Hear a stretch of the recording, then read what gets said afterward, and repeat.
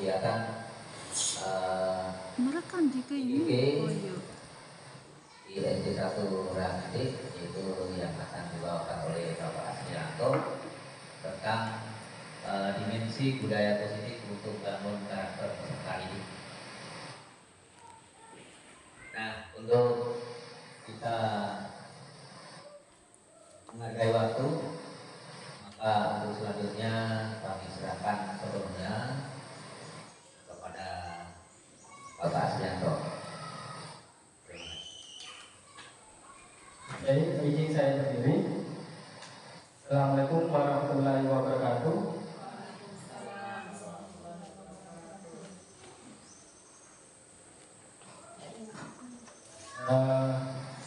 Pertama-tama yang saya hormati Bapak Kepala Sekolah SD Negeri 1 Rahmatide, Bapak Haris Wargono, dan yang saya hormati rekan-rekan guru yang hadir pada hari ini. Tentu saya tidak bisa sebutkan satu persatu. Terima kasih kesempatannya untuk hadir.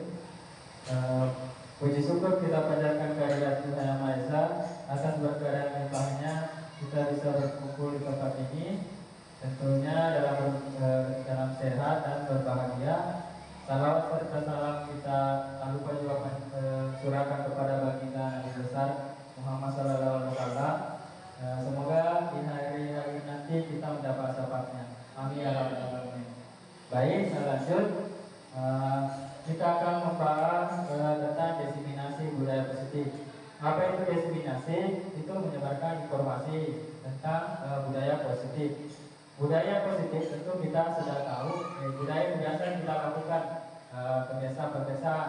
Contoh kalau kita di Sulawesi, kita melakukan apa? Kita lewat ada tabe, di depan orang bilang tabe. Itu salah satu contoh kebudayaan atau budaya atau biasa-biasaannya biasa kita lakukan.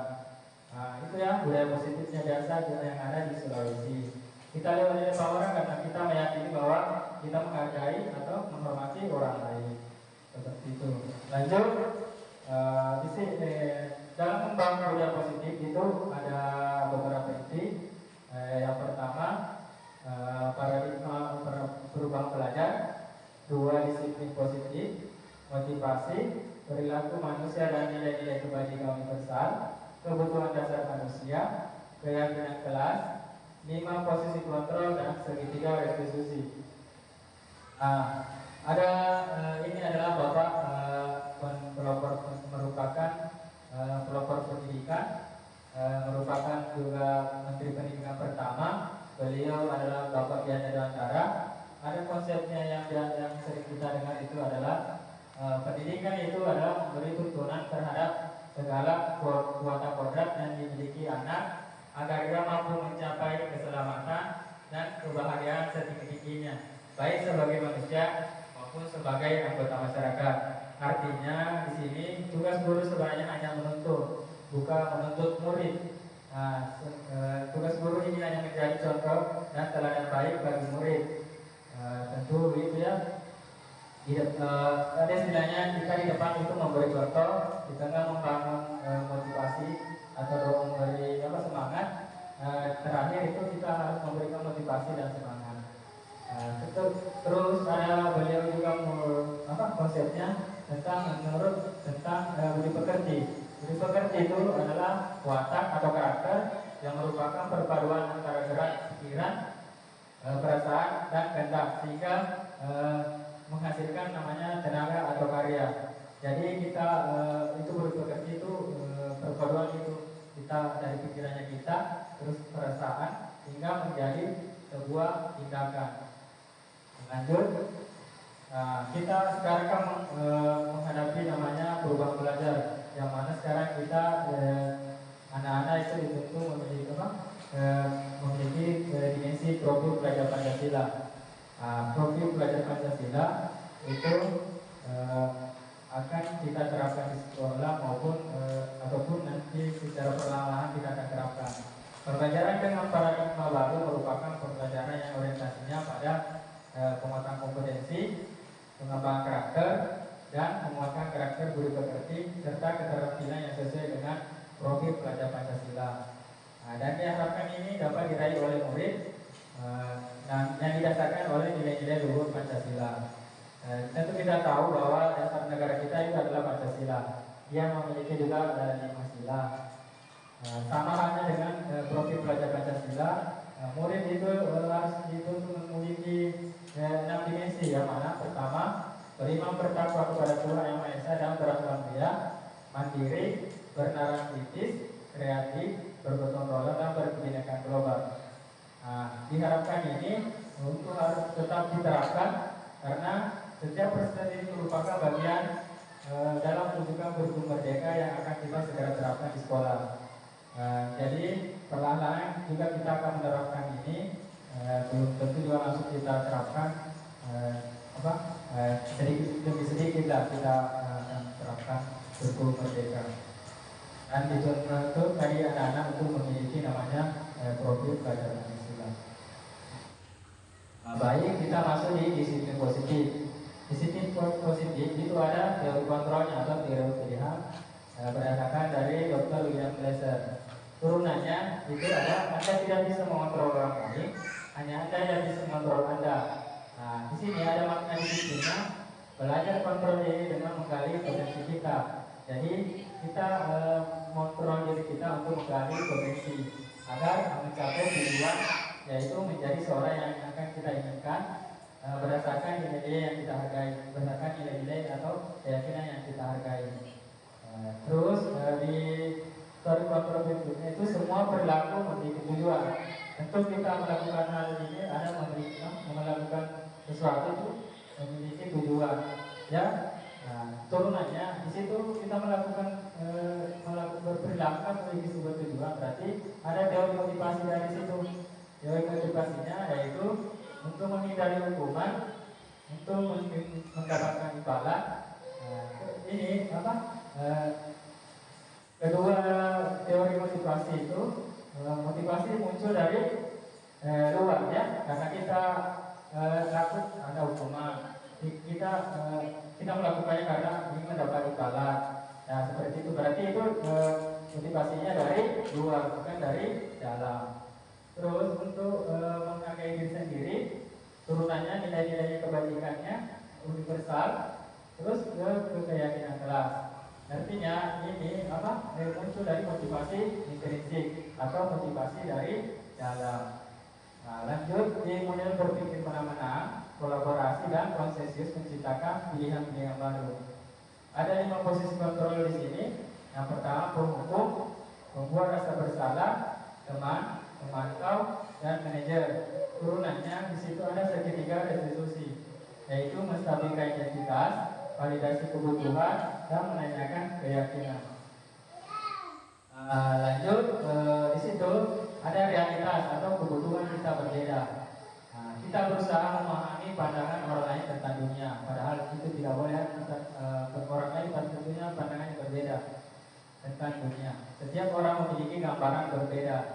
Di situ ada turunannya 5 kebutuhan dasar manusia. Pertama, bertahan hidup. Kedua, penguatan. Ketiga, kasih sayang dan rasa diterima. Dan keempat, kesenangan. Dan kelima, kebebasan. Semua ini sebentar kita akan bahas dalam kegiatan hari ini. Kalau kita berbicara tentang disiplin, di benak Bapak Ibu guru itu apa? Tata tertibnya, peraturan. Ya, gitu ya. Kalau kita biasanya umumnya itu yang kita dengar. Padahal itu ada bahasa Latin dari disiplin itu artinya adalah belajar. Artinya kita belajar. Jika kita berada di suatu lembaga atau tempat, kita belajar disiplin. Di situ kita bisa belajar. Terus arti asli dari kata disiplin itu berkonotasi dengan disiplin diri dari murid-murid atau Socrates dan Plato. Terus disiplin diri membuat orang menggali potensi menuju sebuah tujuan apa yang dihargai. Namun maksudnya di sini anak-anak disiplin karena ingin menggali potensinya. Ada tujuan yang ingin dicapai, ada yang dihargai. Dia disiplin karena ingin menghormati. Contohnya ingin menghormati orang lain itu. Namun itu dalam budaya kita itu makna kata disiplin telah berubah menjadi sesuatu yang dilakukan seseorang untuk mendapatkan kepatuhan. Jadi orang-orang itu biasa disiplin karena kita harus patuh, ada aturan. Nah, jadi kita harus disiplin karena karena ini mendapatkan kepatuhan. Terus kecenderungan umumnya itu menghubungkan kata disiplin dengan itu biasa kita hubungkan dengan kata tidak nyaman ya, karena kita ada mau disiplin jadi kita tidak nyaman, tidak leluasa. Bukan apa yang kita hargai, maksudnya bukan apa yang kita yakini, karena ada itu dari peraturan disiplinnya.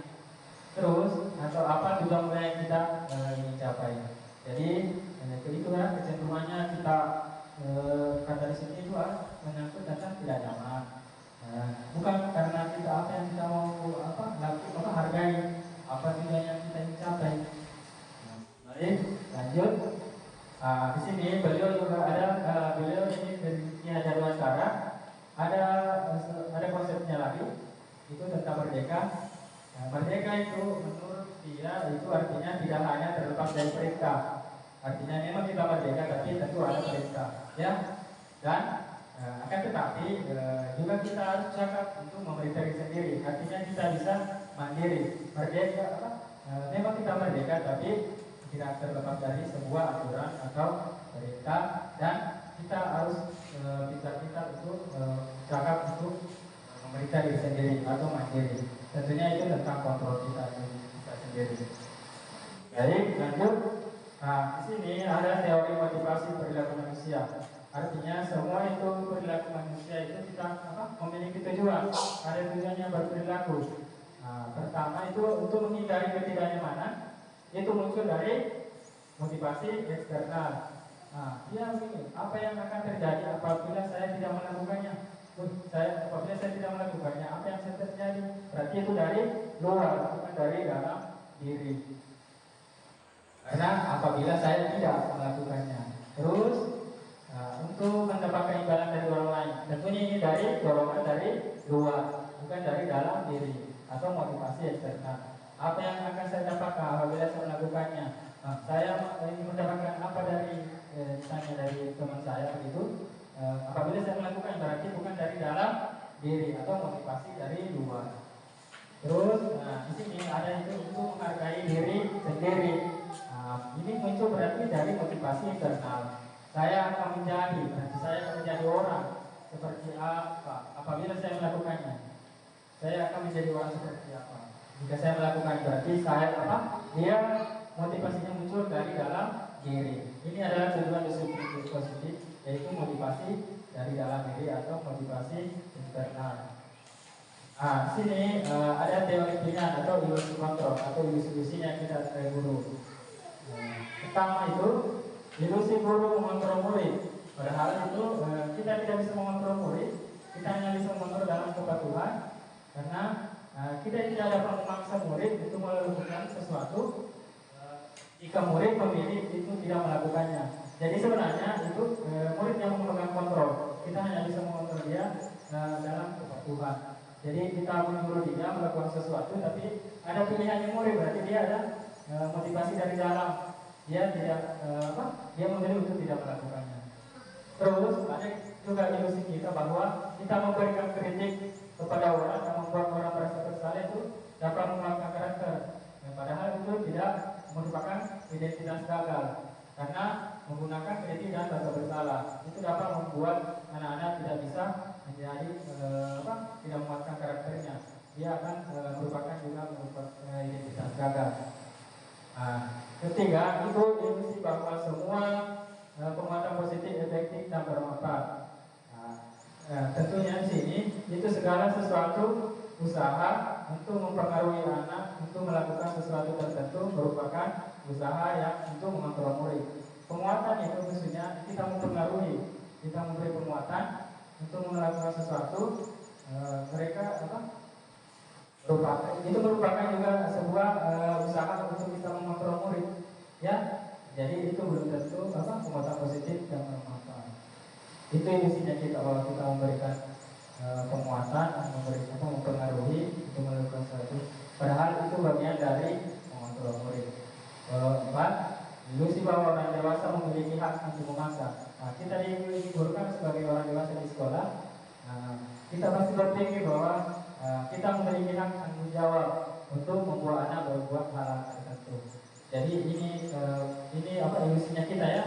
Nah, kita merasa bahwa harus kau lakukan itu karena kita mempunyai hak ya, merasa mempunyai hak untuk mengontrol dia, untuk memaksa dia juga. Nah, kita masuk di stimulus respon, teori kontrol, teori pilihan tentang kita terhadap pandangan dunia.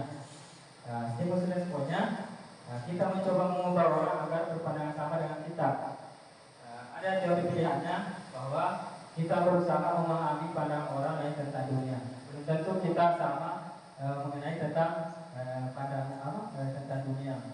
Terus ada di situ perilaku buruk dilihat sebagai suatu kesalahan. Tentu anak-anak biasa juga melakukan hal buruk, kita menganggapnya itu hal buruk. Padahal mungkin dia memiliki satu tujuan. Situ ada pilihannya. Ya. Terus orang lain bisa mengontrol saya. Tentu ini ada tidak masalah orang lain bisa mengontrol saya, tapi tentunya ada pilihan. Pilihannya dari kita sendiri, yaitu Anda tidak bisa mengontrol orang lain, saya bisa mengontrol orang lain. Karena dia bisa mengontrol diri sendiri. Terus di sini pemaksaan ada pada saat juga gagal. Ada pilihannya, yaitu kolaborasi, mensusun, menciptakan pilihan-pilihan baru. Kita memaksa karena sudah membuluknya tapi gagal. Padahal kita bisa berkolaborasi, menciptakan pilihan-pilihan baru. Di sini juga ada model berpikir menang kalah. Teori pilihannya model berpikir mana-mana. Kita berpikir bahwa kita ini bisa sukses di sini, tapi kamu tidak sukses. Padahal pilihannya kita orang bisa sukses sama-sama, begitu ya. Artinya model berpikir mana-mana. Lanjut, di sini ada nilai-nilai kebajikan universal, artinya nilai-nilai keyakinan apa yang kita sebut, nilai-nilai keyakinan yang secara menyeluruh. Nilai-nilai kebajikan adalah sifat-sifat positif manusia yang merupakan tujuan mulia yang dicapai setiap individu.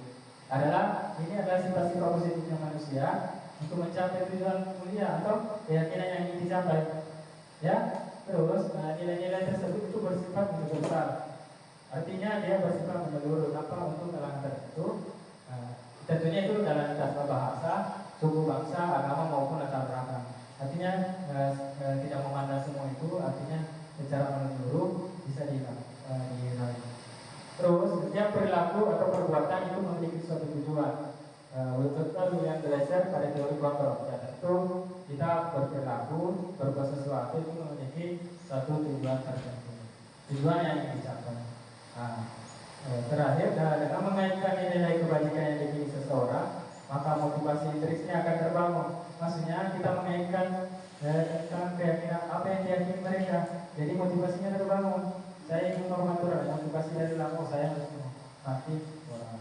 Terus sehingga itu menggerakkan motivasi dalam bentuk mencapai tujuan mulia. Sehingga tujuan mulia yang dicapai itu tadi itu bisa tercapai atau dapat diwujudkan. Lanjut di sini langsung saya masuk di tentang hukuman, konsekuensi dan restitusi. Ada gambaran di bawah tentang perbedaannya antara hukuman, konsekuensi dan restitusi itu sendiri. Bila kita melihat bagian di bawah ini, kata disiplin tanpa kata positif, tambahan kata positifnya itu sesungguhnya sudah merupakan identitas sukses. Dan hukuman itu memang merupakan identitas gagal. Disiplin sudah bermakna memang positif ya, karena kalau kita dengar itu pasti maknanya positif karena mematuhi sebuah aturan. Jadi terbagi dua, yaitu disiplin dalam bentuk konsekuensi dan disiplin dalam bentuk restitusi. Di situ ada identitas gagal itu memang adalah hukuman. Terus identitas sukses itu disiplin. Dari disiplin itu kan dibagi menjadi dua bagian, ada konsekuensi dan restitusi. Ciri-cirinya seperti apa? Pertama, hukuman. Cirinya itu sesuatu yang menyakitkan harus terjadi. Tentu kita hukuman pasti seperti menyakitkan ya.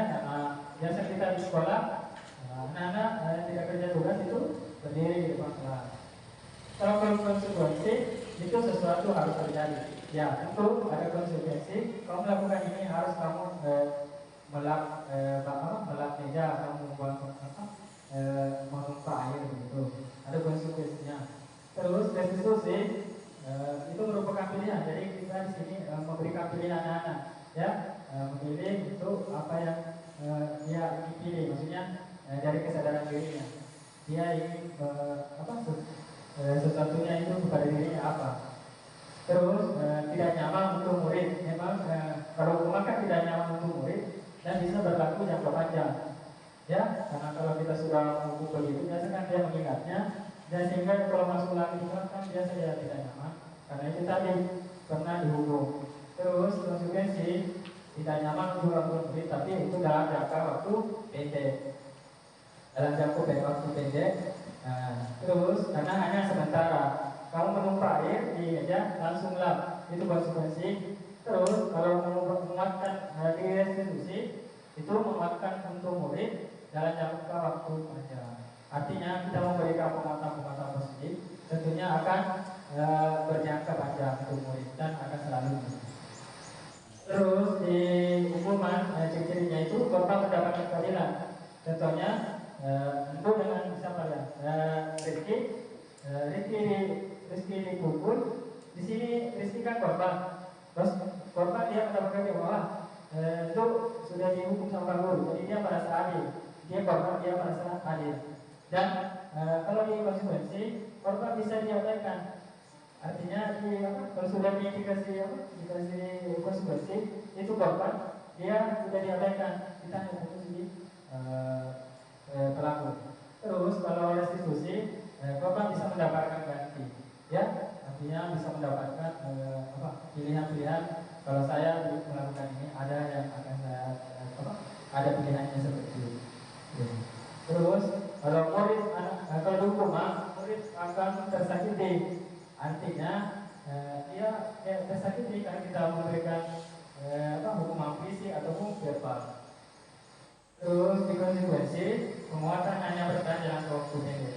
Kalau kita konsekuensikan adalah kamu melakukan ini, kamu harus ini karena ini salah, ini harus kamu berbuat baik ini. Itu hanya bertahan jangka pendek karena pada saat itu anak-anak mendapatkan konsekuensinya dari kita. Kalau restitusi masalahnya langsung terpecahkan pada saat itu karena anak sudah memilih untuk memperbaiki kesalahannya. Terus di situ sistem tidak akan berjalan. Kalau di hukuman sistem tidak akan berjalan bila murid tidak takut. Artinya kalau ada aturannya, jika tidak berjalan, murid tetap tidak takut karena dia sudah tidak takut karena sistemnya tidak berjalan. Bila murid itu tidak takut, ya.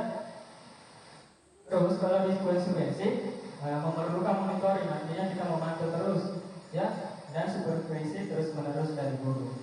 Nah, kalau di restitusi, murid akan belajar bertanggung jawab untuk perilakunya. Jadi anak-anak akan menyadari kesalahannya, dia akan mempertanggungjawabkan kesalahannya. Terus di sini berlaku hanya pada sebuah institusi. Artinya itu hukuman biasanya berlaku untuk sebuah budaya di sekolah.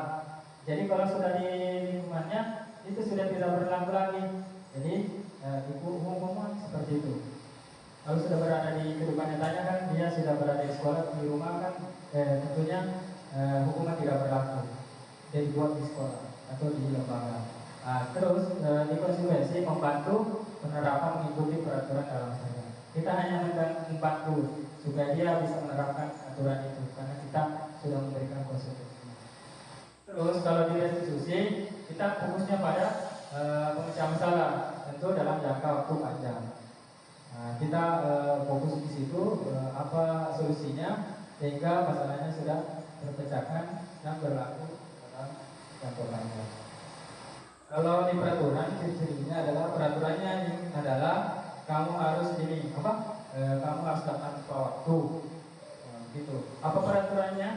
Mampukah kamu melakukannya? Kalau konsekuensi, apa peraturannya? Mampukah kamu melakukannya? Dan terima kasih. Begitu ya. Dan kalau kita menghadapi anak-anak. Terus kalau di restitusi, kita menanyakan apa yang kamu yakini. Kita kembali ke keyakinan kelas itu yang sudah kita bikin. Apa yang bisa kamu lakukan untuk memperbaiki masalah ini? Artinya kita menuntut anak apa pilihannya untuk memperbaiki masalahnya. Terus kalau di identitas di hukuman, murid akan menjadi membenci peraturan. Peraturan yang kita sudah buat itu peraturan yang dia tidak mau karena dia membencinya. karena sudah melanggarnya, jadi sudah membenci, dia tidak suka. Terus kalau di konsekuensi, jadi dia akan menghormati hanya peraturan, dia tidak menghormati hanya gurunya apanya, dia hanya fokus ke peraturan, dia menghormati itu. Terus kalau di restitusi, murid dan anak itu menghormati dirinya dan orang lain. Ya, jadi negatifnya tentu masuk di hukuman, kalau netral masuk di konsekuensi, dan positifnya di restitusi. Kira-kira yang mana pilih di sini yang pilihannya? Restitusi ya. Oke. Nah di sini ada tugas perbedaan hukuman dan restitusi. Yang pertama, tindakan guru ada dan hukuman atau konsekuensi. Di situ ada mencatat 100 kali dalam buku kalimat. Saya tidak terlambat lagi karena terlambat ke sekolah. Kira-kira ini hukuman atau konsekuensi? Lari mengelilingi lapangan basket 2 kali karena terlambat hari di sekolah. Hukuman atau konsekuensi? Murid diminta pusat 15 kali karena tidak menggunakan masker ke sekolah. Hukuman atau konsekuensi? Hukuman. Baik, kita lihat sebentar. Membersihkan, menggantikan kertas tugas teman yang telah dicoret-coret. Konsekuensi atau hukuman atau konsekuensi? Konsekuensi. Murid disuruh untuk mengenakan sepatu seharian di sekolah karena tidak mengenakan sepatu hitam. Hukuman atau konsekuensi? Hukuman. Nah, baik. Di sini lari mengelilingi lapangan basket 2 kali karena terlambat 10 menit untuk belajar yoga. Hukuman apa konsekuensi? Oke. Nah, baik. Di sini kita lihat jawabannya. Nah, pertama itu dia memang hukuman karena ini umur jawab fisik karena dia menulis terus-menerus sebanyak 100 kali dengan kalimat saya tidak akan terlambat lagi. Nah, itu ya, ini merupakan hukuman, ya. Terus kalau di lari mengelilingi lapangan basket 2 kali terlambat di sekolah itu merupakan hukuman karena dia sudah terlambat hadir di sekolah, ada peraturan harus hari tepat waktu, dia terlambat, jadi kita memberikan hukuman. Ini hukumannya ini fisiknya, nah ini tentu tidak bagus. Terus murid diminta pusat, wah ini 5 kali karena tidak menggunakan masker. Nah dia melanggar keyakinan untuk menjaga kesehatan. Nah murid-muridnya diminta untuk pusat 15 kali. Ini merupakan hukuman. Hukuman yang kepada fisiknya disuruh pusat. Menggantikan kertas tugas teman yang telah dicoret-coret. Itu merupakan apa? Konsekuensi. Konsekuensi ya, karena pada saat itu dia langsung mencoret-coret teman tugasnya temannya. Jadi langsung kita memberikan konsekuensinya, bukan karena ada aturan di situ. Terus membersihkan tumpahan air meja karena tersenggol dalam meja. Itu kan konsekuensi. Pada saat itu langsung dikasihkan konsekuensi karena belum ada aturan itu. Terus kalau di murid mengenakan sepatu hitam, murid disuruh untuk mengenakan sepatu seharian di sekolah karena tidak mengenakan sepatu hitam. Artinya di sini kan dia disuruh tidak memakai sepatu karena dia melanggar tidak menggunakan sepatu hitam. Kita memberikan hukumannya itu dia tidak mengenakan sepatu 1 hari. Akhirnya anak-anak biasa itu malu keluar di sekolah, di dalam kelas terus. Nah, kalau ini lari mengelilingi lapangan basket 2 kali karena terlambat 10 menit untuk pelajaran yoga. Nah, kalau ini kan dia pada saat pelajaran yoga, dia disuruh mengelilingi lapangan basket 2 kali. Ini hanya konsekuensi karena pada saat pelajaran dia terlambat 10 menit. Baik, saya lanjut. Nah, itu juga kita sering berpikir bahwa kalau kita memberikan penghargaan, wah itu bagus ya, itu sebuah cocok untuk ini dua anak begini. Padahal itu penghargaan itu berlaku sama dengan hukuman karena dalam arti ini kita meminta untuk anak-anak seseorang melakukan sesuatu untuk memenuhi suatu tujuan tertentu dari orang yang meminta atau membujuk. Artinya kita membujuknya untuk mendapatkan sesuatu atau mendapatkan penghargaan. Artinya kita itu berlaku sama karena memberikan menuntutnya. memintanya, membujuknya terus-menerus agar mendapatkan penghargaan. Nah, dan dorongannya itu tentunya dari eksternal ya, karena saya menyuruhnya, jadi dari luar, bukan dari dalam dirinya. Sehingga ada faktor ketergantungannya, faktor ketergantungan. Dia ingin melakukan terus-menerus dan ingin melakukan penghargaan itu saja. Nah, di sini ada istilah didukung oleh penghargaan. Penghargaan itu bisa menurunkan kualitasnya itu bisa lebih baik, padahal itu terus dia dikit, jadi itu bisa menurunkan. Karena ini fokusnya dia mau mendapatkan penghargaan. Karena di buku tadi itu mendapatkan penghargaan. Nah, penghargaan mematikan kreativitas. Mungkin anak-anak memiliki kreativitas lain, tapi karena ada penghargaan yang diberikan pada saat membuat kreativitas yang itu terus, jadi itu selesai kerja. Tanpa tanpa melakukan kreativitas lain, jadi itu mematikan ya. Hanya itu saya miliki karena ada penghargaan di situ. Terus itu penghargaan bisa mengurangi motivasi dari dalam, jadi prinsipnya karena itu semuanya dari luar. Saya contohnya, Rizky, kamu harus belajar mendapatkan nilai tinggi, nanti dikasih sama guru, dikasih penghargaan. Nah itu pasti dari dorongan dari luar, bukan dari dalam dia, gitu. Jadi penghargaan itu memang berlaku sama dengan hukuman. Nah, itu tadi kalian akan memilih restitusi. Nah, di sini restitusi itu adalah proses menciptakan kondisi bagi murid untuk memperbaiki kesalahan mereka, sehingga mereka bisa kembali pada kelompok mereka dengan karakter lebih kuat. Restitusi juga merupakan proses kolaboratif yang mengajarkan murid untuk mencari solusi untuk masalah mereka dan membantu murid berpikir tentang orang seperti apa yang mereka inginkan, atau itu adalah sebuah juga mulianya, dan bagaimana dia memperlakukan orang lain. Artinya di sini restitusi itu kondisi dalam memperbaiki kesalahan mereka, ya, kesalahan mereka sehingga bisa kembali ke kelompoknya dengan menjadi karakter yang kuat, memiliki kemandirian dan memiliki tanggung jawab. Ya, ini juga restitusi juga ini kan merupakan kolaborasi. Contohnya murid dan murid, jika murid melakukan kesalahan, kita bisa mencarikan solusi sama-sama. Seperti itu. Lanjut, di sini ada kebutuhan dasar manusia. Kebutuhan dasar manusia itu ada 5. Pertama, bertahan hidup, kasih sayang dan rasa diterima, penguasaan, kebebasan dan kesenangan. Kita bahas satu persatu. Kita lihat contoh kasus dulu berdasarkan contoh kasus. Ibu Ambar, guru wali kelas 2A di SD Pelita Hati, sedang bingung menghadapi ulah salah satu murid di kelasnya yang bernama Doni.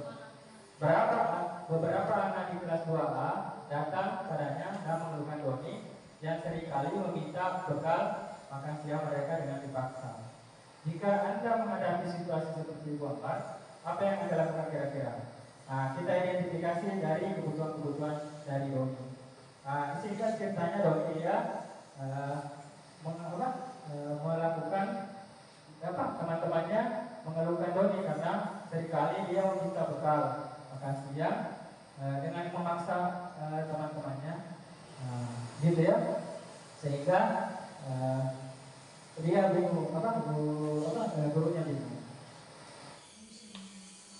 Lanjut, kita identifikasi ya apa yang kira-kira kebutuhan dari Doni. Kalau kita identifikasi, itu kebutuhan bertahan hidup. Tentu tadi kita lihat Doni kan dia merebut makanan, memaksa, berarti itu kebutuhan bertahan hidup itu berhubungan dengan makanan.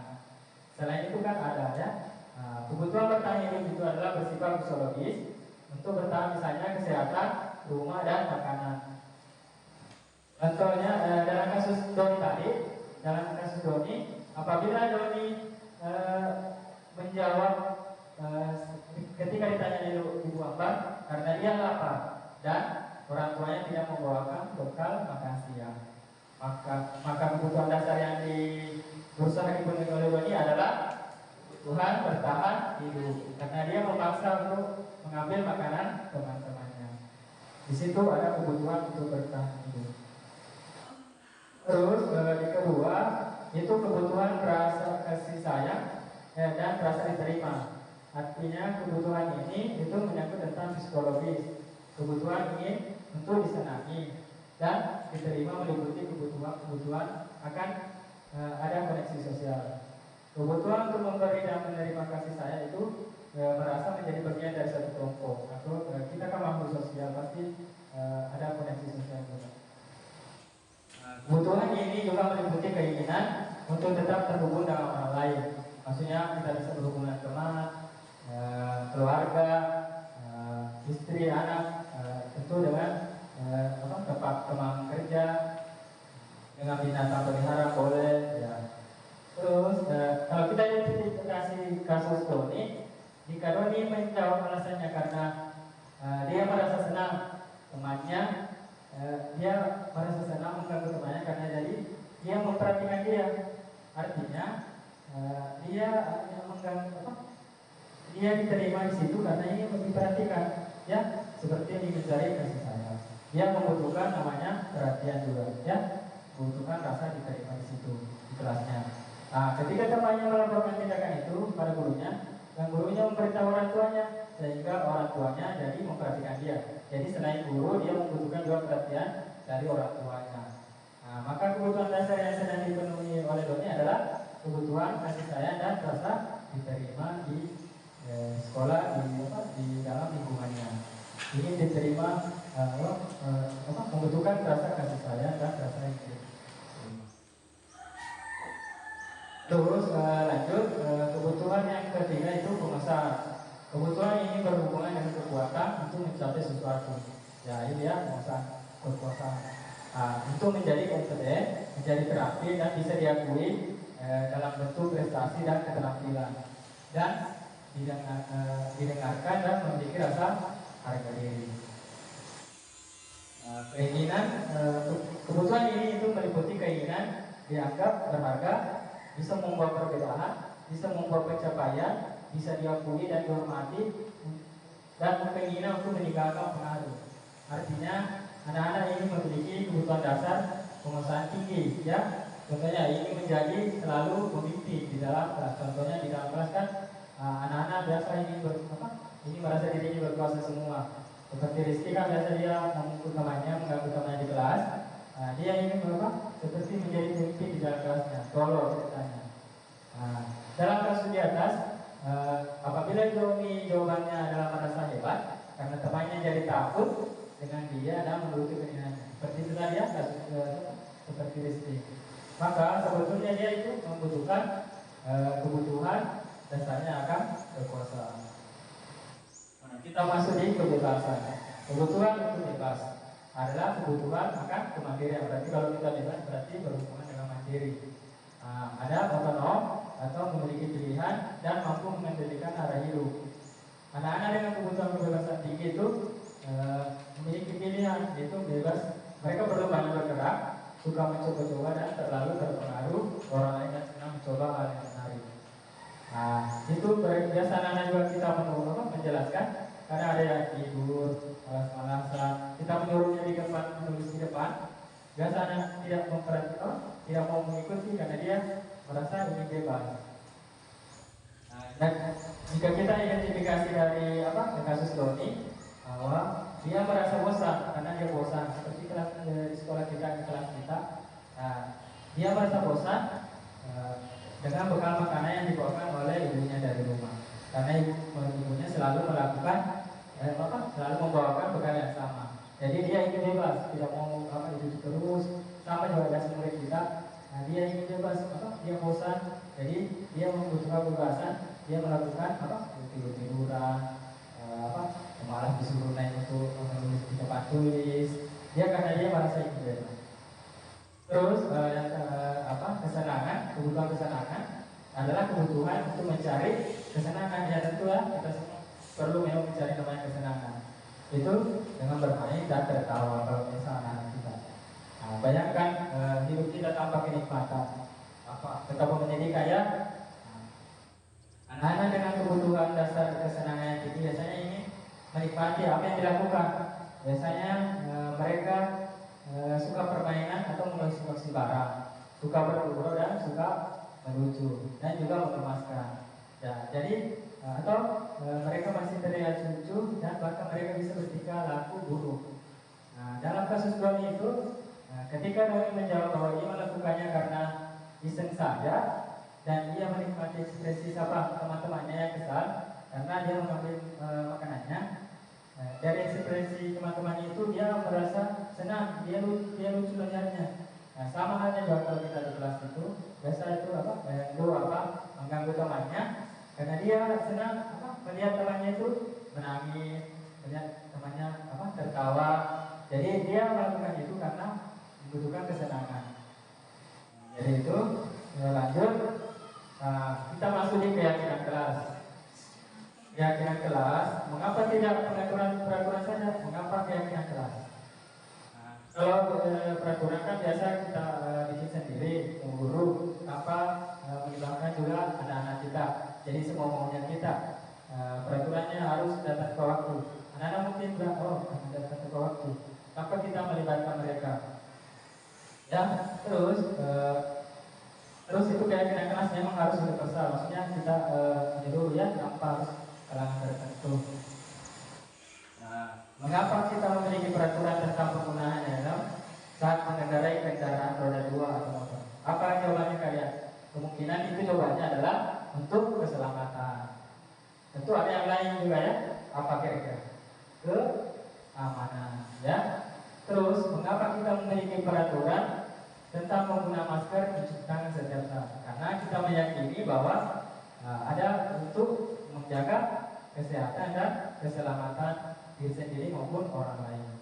Terus kalau mengapa kita memiliki peraturan datang tepat waktu pada saat mengikuti pelatihan atau datang di sekolah? Karena itu merupakan sebuah karena kita akan meyakini sesuatu yang sepakati bersama, yaitu nilai tentang tepat waktu ya. Nilai-nilai keselamatan atau kesehatan ini yang kita sebut sebagai suatu keyakinan. Jadi tadi kebanyakan menggunakan helm saat mengendarai motor itu keselamatan, dan menggunakan masker itu merupakan keyakinan menjaga kesehatan. Jadi itu yang disebut sebagai keyakinan, yaitu nilai-nilai kebajikan universal yang disepakati secara tersirat dan tersurat, yang terlepas dari latar belakang suku, negara, bahasa maupun agama. Artinya universalnya apakah itu? Nah, di sini ada rangka pembentukan keyakinan kelas. Keyakinan kelas itu bersifat inti dari keyakinan kelas. Keyakinan kelas itu bersifatnya itu lebih abstrak atau lebih rinci daripada peraturan, berarti lebih rinci, lebih konkret, lebih nyata daripada peraturan. Terus keyakinan kelas itu yaitu berupa pernyataan-pernyataan besar, artinya pernyataan yang sering kita dengar atau umum atau menyeluruh yang biasa diterapkan di lingkungan. Terus pernyataan keyakinan kelas itu senantiasa dibuat dalam bentuk positif, artinya yang bagus-bagusnya bukan yang negatif.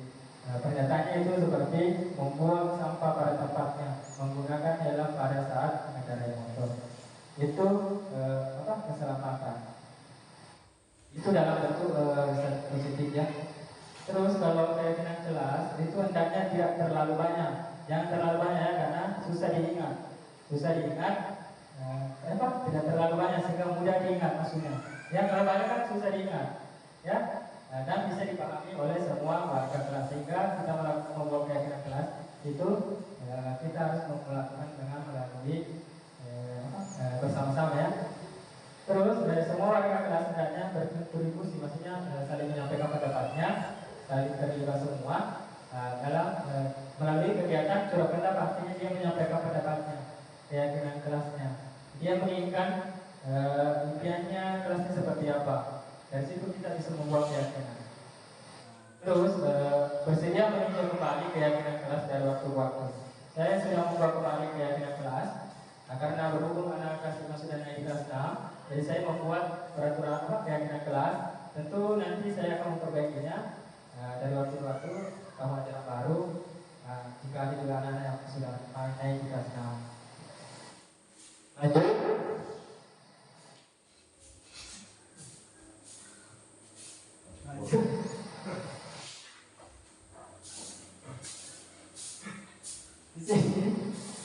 ada peraturan. Nah, ada perbedaannya.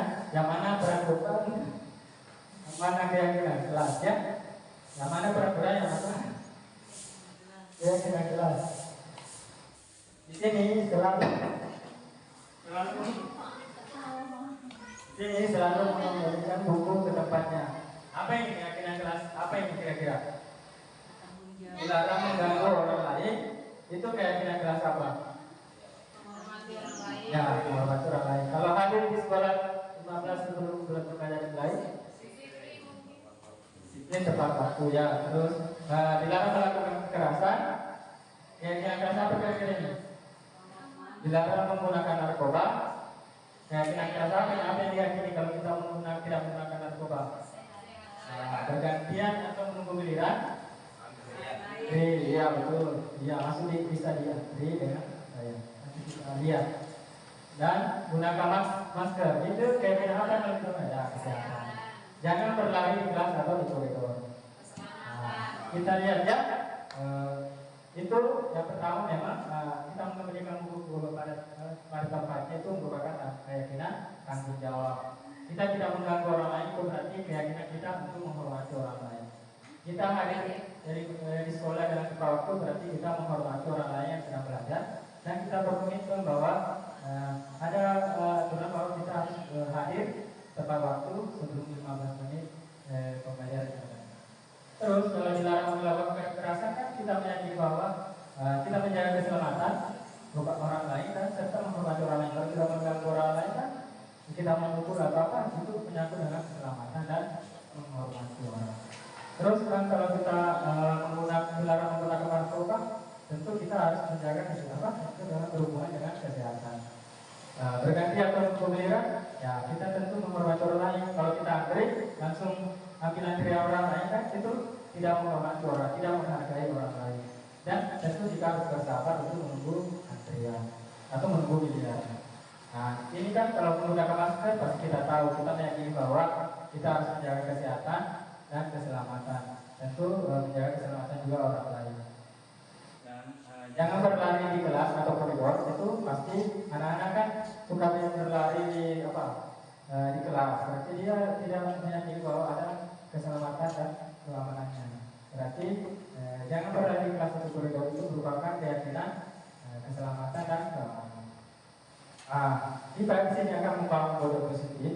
Itu bisa dimulai dari peraturan kelas, keyakinan naik ke keyakinan kelas, sehingga menjadi sebuah lingkungan positif di kelas dan sehingga menjadi kebiasaan atau budayanya menjadi budaya positif di sekolah ataupun di kelas. Itu ya, kita mulai dari peraturan kelas, membuat keyakinan kelas, lingkungan menjadi positif dan semuanya akan dibiasakan menjadi budaya yang positif. Nah kemarin saya melakukan aksi nyata membuat keyakinan kelas di kelas 6. Untuk tugas pada modul 1 ini guru penggerak. Di situ saya menyampaikan dulu apa itu kelas apa yang kalian impikan seperti apa. Nah dari situ anak-anak kita membuat peraturannya. Boleh menggunakan peraturan. Contohnya dia menginginkan kelas yang bersih. Peraturannya tidak boleh membuat sampah sembarangan. Membuat sampah pada tempatnya. Tidak mencoret-coret tembok, tidak mencoret-coret buku, selalu bergotong-gotong, gitu ya. Berarti di situ setelah kita mendapat kelas impiannya, kita sudah membuat peraturannya, kita kelompokkan pada keyakinan apa mereka yang inginkan. Berarti keyakinannya harus saling menjaga kebersihan, kebersihan dalam kelas. Nah dari situ dikelompokkan sehingga menjadi sebuah keyakinan.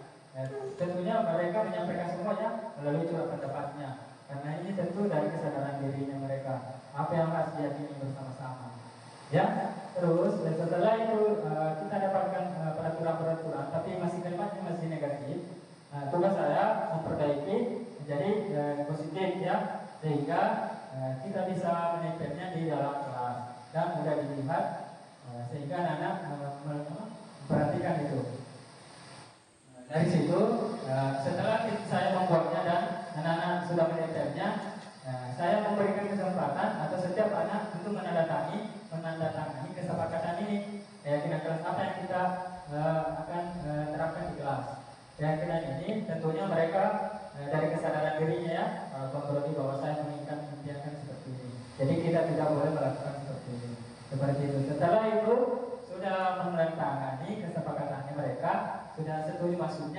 untuk menjalankan keyakinan, kita menempelnya di dinding atau di mana yang mudah dilihat oleh orang, mudah dilihat oleh siswa. Saya kemarin sama menempel di sini, tapi belum sempat karena tidak membawa paku atau lem. Jadi rencananya sebentar saya akan nempel.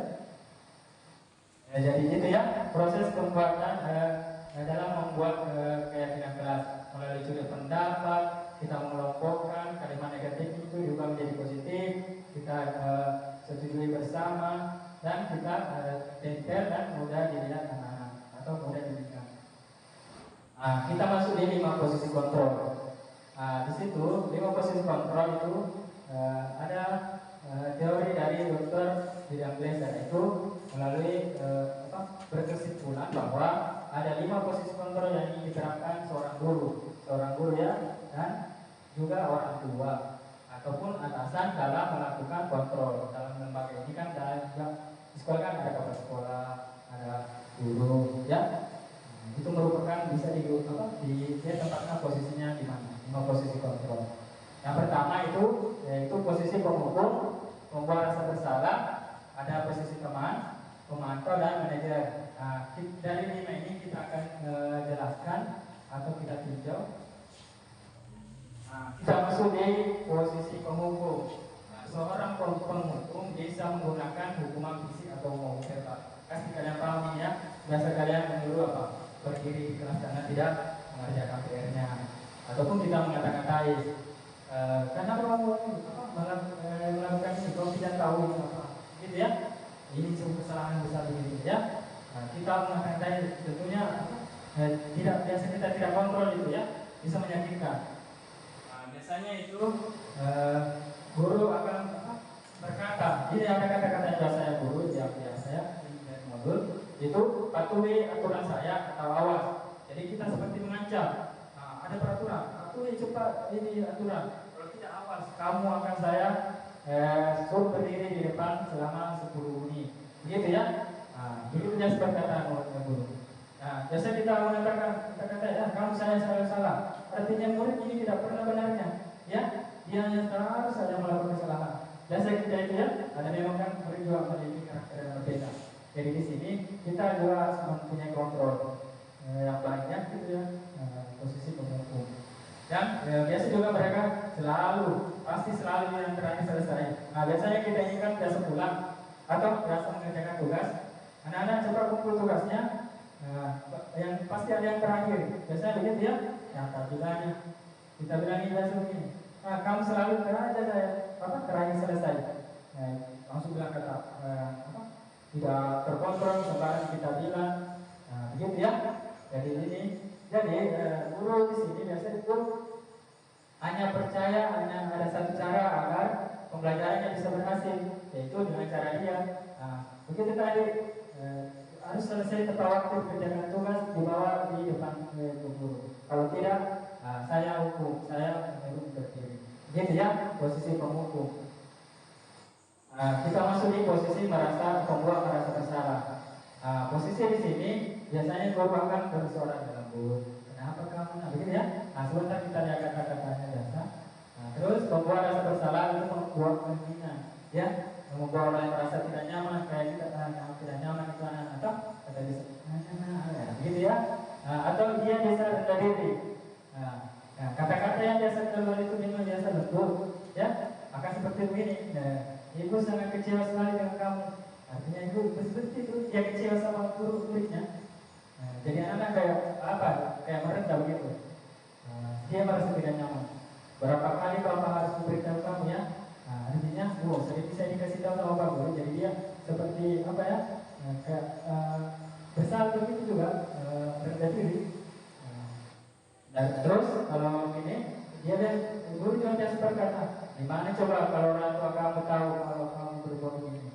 Anak-anak biasa begini, makanya ini saya kalau dilaporkan Pak Guru ya sama orang tua, jadi anak-anak itu masalah besar ini karena sudah menyangkut dengan orang tua. Di posisi ini itu murid itu memiliki penilaian dirinya bahwa penilaian buruk ya, tentang diri mereka. Dia itu merasa tidak berharga nih, karena dalam mengajar orang-orang di saya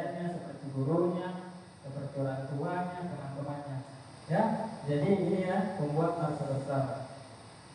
Posisi kontrol berikutnya ini teman. Nah, tentu kita yang memang ini kan teman, tentu ada batasannya dengan murid. Nah, di sini guru itu biasa posisinya itu tidak akan menyakiti murid, ya, tapi dia tetap berupaya mengontrol murid dengan persuasi terstruktur itu. Nah, posisi teman pada guru itu biasa ada negatifnya atau positifnya, ya. Karena biasa kita terlalu dekati, biasa anak-anak kayak seperti sahabat lah. Nah, terus positifnya di sini itu berupa hubungan baik yang terjadi antara guru dan murid. Jadi posisi teman ini positifnya terjadi hubungan baik guru dan murid. Nah, guru di posisi teman itu biasa menggunakan humor atau untuk mempengaruhi seseorang, seperti menggoda-goda, ya, membujuk-bujuk, ya, terus untuk mempengaruhi tentunya. Mereka itu biasa berkata, ayo bantulah demi Bapak, ya, artinya ayolah kita sama-sama untuk membantu untuk mencapai tujuan ini, bantulah, maksudnya kayak seperti teman, ya. Nah, terus ayo jangan tidak bantu Bapak selama ini, jadi mengingatkan kembali bantuannya. Jadi anak-anak sudah dikasih dia seperti teman, jadi dia ingatkan lagi, ya. Terus dia berkata juga, ya sudah kali ini tidak apa-apa, nanti ibu bantu. Itu ya posisi teman pada dia berkata seperti itu. Nah, di situ ada hal negatifnya. Tadi kan yang positifnya itu memperbaiki hubungan baik yang terjadi dengan guru dan murid. Hal negatifnya itu bila suatu saat guru tidak membantu, maka murid akan berkata, saya pikir Bapak itu teman saya. Artinya dia mengingat kembali bahwa dia dianggap seperti teman. Dia akan kecewa, ya. Murid akan kecewa. Jadi murid jadi karena sudah pernah jadi kayak teman lah. Nah, jadi biasa begitu berkata, saya kira Bapak teman saya, kan sudah dibantu gurunya. Nah, gitu ya. Terus dia merasa dikecewakan dan tidak mau lagi berusaha. Akhirnya dia tidak mau lagi berusaha karena sudah dikecewakan dan sudah tidak diinginkan lagi bantuan. Terus hal yang mungkin timbul adalah murid akan hanya bergantung bertindak hanya untuk guru tertentu, ya. Jadi ketergantungan sama seperti itu. Kamu hanya terus untuk yang saya suruh, jadi dia yang hanya bergantung kepada saya. Jadi saya menganggap itu seperti teman. Jadi dia hanya bertindak karena hanya saya. Jadi kalau guru yang suruh untuk biasa itu dia tidak mau karena dia hanya menganggap saya seperti temannya atau dia bergantung hanya saya dan tidak untuk orang lain. Jadi itu juga membuat ketergantungan, ya. Itu tidak cocok. Maksudnya bisa di dalam posisi ini tentu ada batasan. Nah, keempat itu ada pemantau. Tentu kita tahu itu pemantau itu pasti kita mengawasi. Nah, itu kita mempunyai tanggung jawab di sini atas perilaku yang kita awasi. Kita memantau, kita mempunyai tanggung jawab apa yang kita awasi.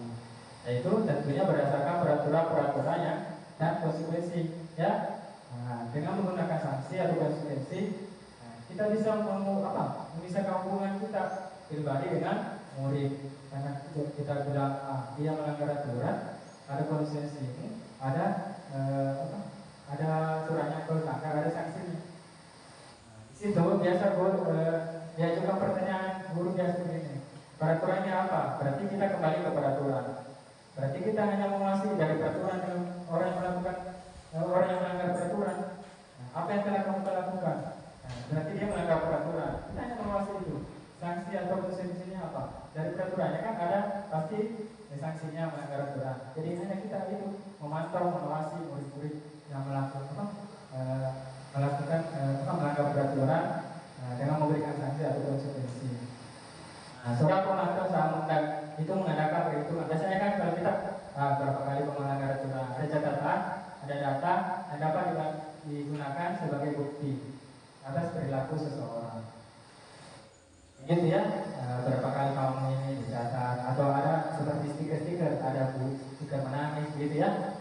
Nah, jadi posisi pemantau itu sendiri itu berawal dari teori stimulus respon yang menunjukkan tanggung jawab guru dan mengontrol murid. Artinya guru mempunyai tanggung jawab mengontrol murid dan seperti itu ya, mempunyai tanggung jawab dalam mengontrol murid. Lanjut posisi terakhir ini manajer. Manajer ini adalah bukan manajer dalam kantor atau manajer apa. Ini posisinya maksudnya adalah posisi di mana guru berbuat sesuatu bersama dengan murid. Artinya kita berdialog dengan murid, biasa disebut apa? Berkolaborasi. Itu mempersilahkan murid mempertanggungjawabkan perilakunya, serta mendukung agar mencari atau menemukan solusi dari permasalahan sendiri. Kita membimbing, menuntun. Nah, seorang manajer itu memiliki keterampilan di posisi teman maupun pemantau. Jadi dia juga memiliki dua posisi itu, posisi pemantau dan posisi teman. Namun bila kita menginginkan murid-murid menjadi manusia merdeka, itu tadi diperlukan juga keduanya itu, teman dan pemantau dan manajer. Biasa itu manajer itu murid diajak untuk apa? Menganalisis kebutuhan dirinya maupun kebutuhan orang lain. Dari penekanannya bukan pada kemampuan ataupun pada konsekuensi, namun kita berkolaborasi dengan murid, bagaimana kita bersama-sama memperbaiki kesalahannya. Seorang biasa manajer itu sering biasa berkata, ini ya, apa yang kita yakini, berarti kita kembali ke keyakinan kelas yang kita pernah buat atau keyakinan yang kita buat bersama.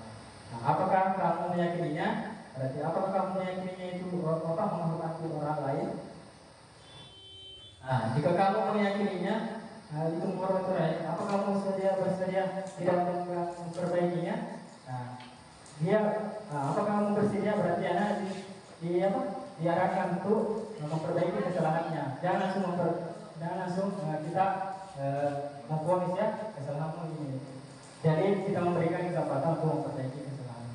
Jadi kita biasa menunjukkan tentang jadi apa seperti apa kamu nanti ya, menunjukkan tentang apa dirimu ya. Terus apa rencananya untuk memperbaiki ini. Jadi kita bersama menanyakan keyakinan, apa yang kamu yakini, bagaimana cara memperbaikinya, bagaimana menunjukkan tentang dirimu, dan apa rencana untuk memperbaiki ini. Jadi ini posisi manajer ini memang lebih bagus karena sudah masuk juga teman dan pemantau. Tugas seorang manajer bukan tapi tentunya bukan untuk mengatur perilaku orang ya.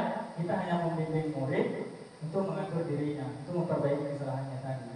Jadi manajer bukan hanya, kita tidak memisahkan murid dari kelompoknya, ya, karena tadi itu seperti pemukul kan kita memisahkan dia dari kelompoknya, ya seperti itu. Terus, tapi kita mengembalikan dia kepada kelompoknya sehingga menjadi lebih kuat, karakter kuat, mandiri dan pasti bertanggung jawab ya. Mandiri, dia bisa mengontrol dirinya dan mempertanggungjawabkan kesalahannya. Kita masuk di segitiga restitusi. Di sini ada 3 restitusi. Yang pertama, menstabilkan identitas, validasi tindakan yang salah, dan menanyakan keyakinan. Di sini kalau untuk menstabilkan identitas, kita pasti kita berkata kepada anak ini dialog ya. Setiap orang pernah melakukan kesalahan. Artinya Iqbal, kamu bukan hanya kamu pernah mengganggu temanmu untuk mengambil pulpen, gitu ya. Berarti dia stabil. Bukan hanya saya melakukan kesalahan.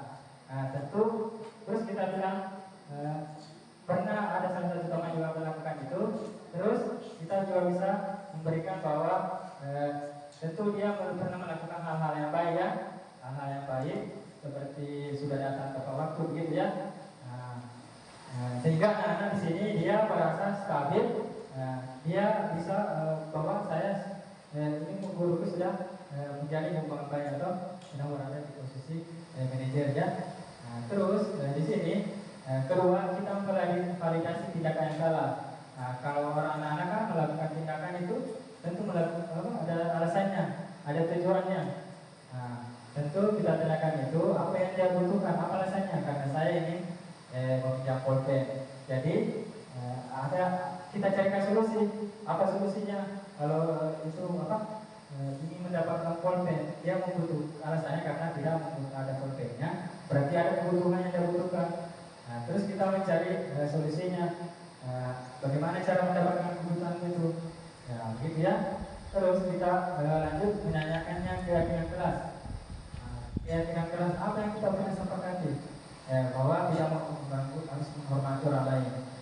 Terus itu menghormati orang lain. Tadi yang kau lakukan itu apa?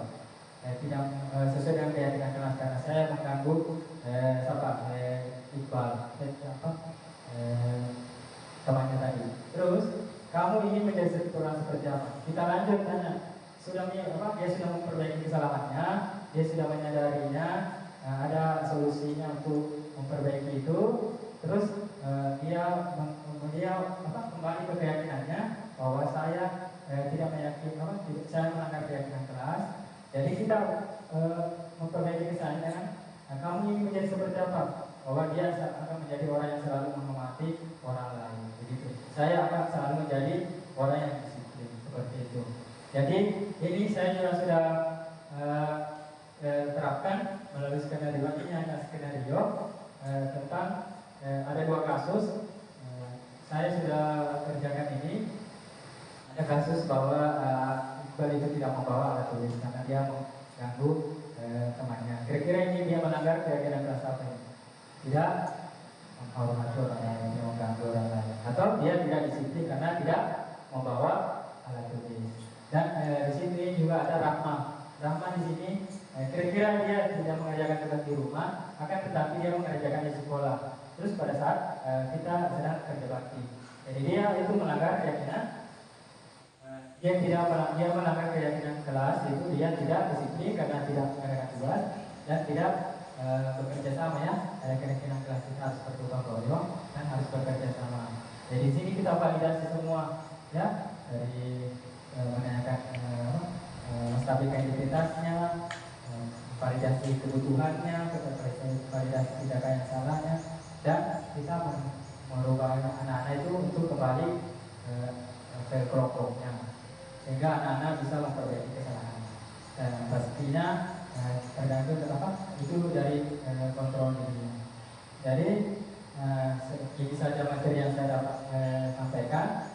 Atau ada mungkin ada tanggapan atau pertanyaan, silakan. Ada yang belum dimengerti atau belum dipahami, saya minta ada tanggapan atau pertanyaan. Silakan.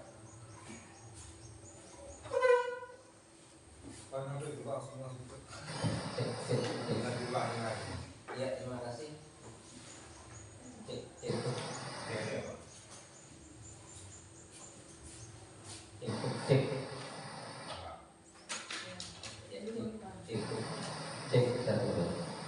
Ya, baiklah, ini adalah bukan merupakan tanggapan tetapi himbauan.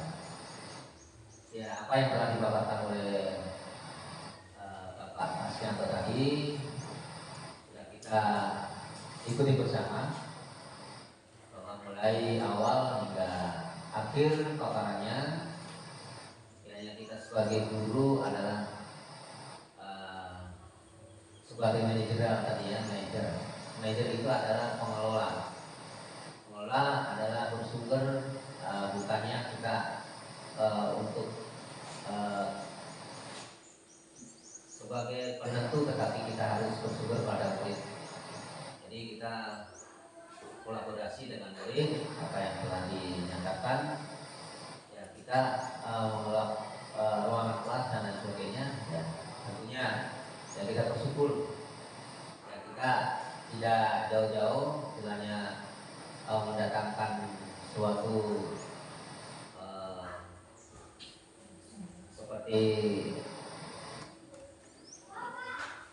dari pelatihan, tetapi kita belajar dengan apa yang telah dinyatakan oleh Pak Asyanto tentang CGP, calon guru penggerak.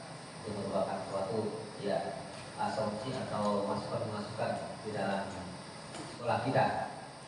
Biarpun sekolah kita itu jumlahnya atau kuantitasnya itu sedikit, tetapi kita harapkan yaitu kualitas atau mutunya. Itulah yang kita harapkan. Ya, tentunya kita akan belajar bersama tentang kedatangan ya CGP di sekolah kita. Terima kasih.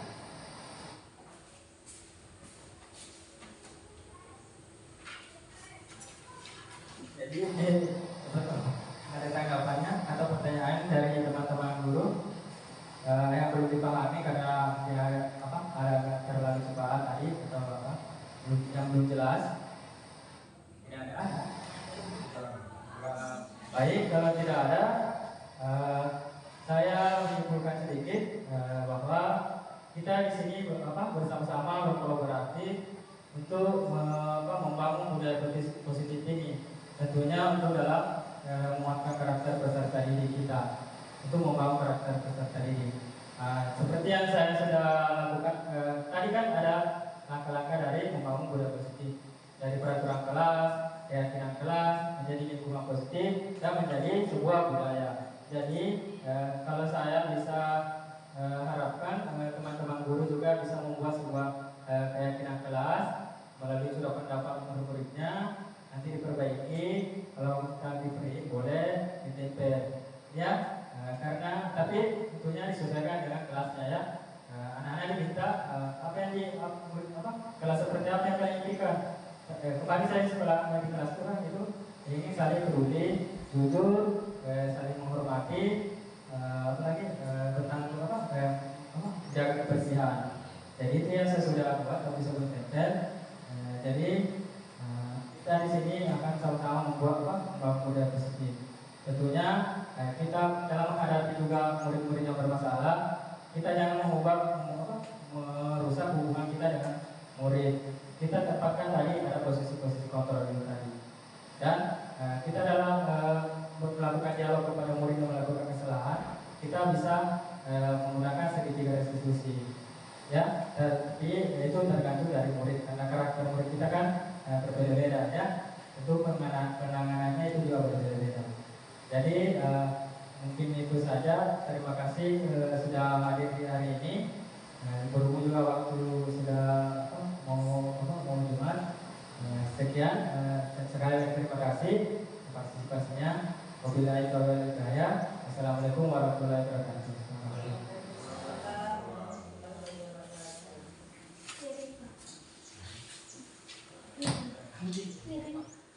Mangkok. Ada di mangkok. Ada 11.